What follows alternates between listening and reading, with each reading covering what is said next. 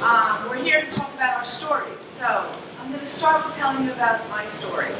About 15 years ago, there was a company out of Australia that presented myofunctional concepts to me. And I picked up on it and ran with it for a few years, really not knowing what I was doing.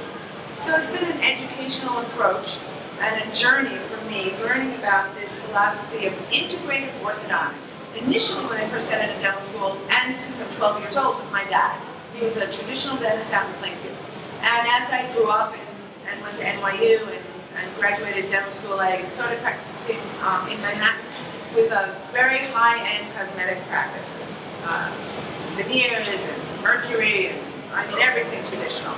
To the point where my office was so involved in making everything perfect, which is a great thing, to polishing mercury fillings, which meant they'd place mercury fillings in your mouth, and they would have me polish it in your mouth. So the debris and the chemicals and the toxins would go into your system just by polishing them. We thought we were doing a good thing. This is back in 1990 to 1994, where I was a traditional classical dentist.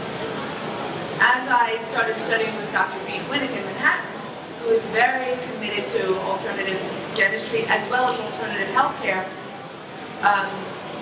he enlightened me to how dentistry can affect your systemic health in its entirety, from nutrition to home care to the chemicals put in your body.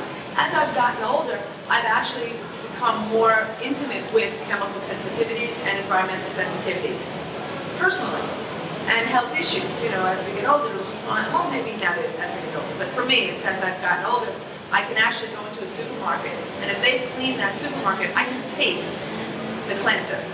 So it's really enlightened me to know that our community has sensitivities, and we have to be aware and open-minded and accepting of that, and try to troubleshoot it for patients that are in that world. Into my own practice in 1996 out on Long Island, I still work with Dr. Winnick in Manhattan.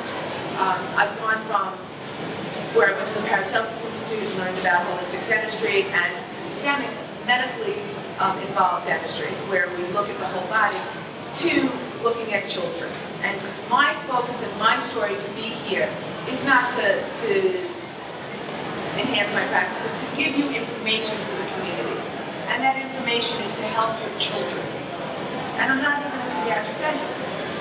I'm a general restorative practitioner that does integrative dentistry, and what I picked up on about 12 years ago is this myofunctional therapy, which is integrated orthodontics or functional orthodontics. I don't know if anybody's ever heard of that. So you go to, you raise a child, you see that they have crooked teeth, and you want to say, all right, I need to go to the orthodontist. Or your dentist says, no, let's wait. Let's wait until all the permanent teeth are gone, and then we'll discuss braces. But there's no vision to see why are their teeth broken. I used to think it was genetics. It's not. There's a portion of it genetically. When parents used to bring their children, I used to say, let me look at the mom and dad. Oh, your teeth are like your mom's, or your teeth are like your dad's. Granted, that might be the case, but there are habits that create this malocclusion. And those habits also create what's called obstructive breathing. It's called OSA, obstructive sleep. It develops into obstructive sleep apnea. Oral facial myofunctional disorders, that's what we're going to be discussing. So it's your face and your swallowing and your tongue and your breathing that create crowdedness in your teeth.